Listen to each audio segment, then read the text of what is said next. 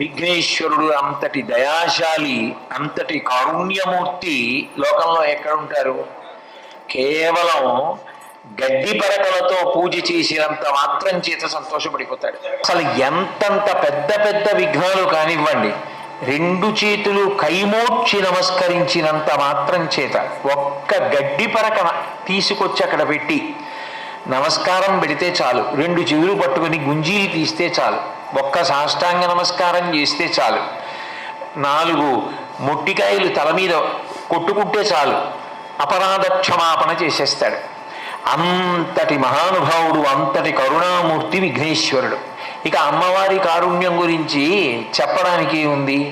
ఆవిడ అరుణిమ అంతా కారుణ్యమే.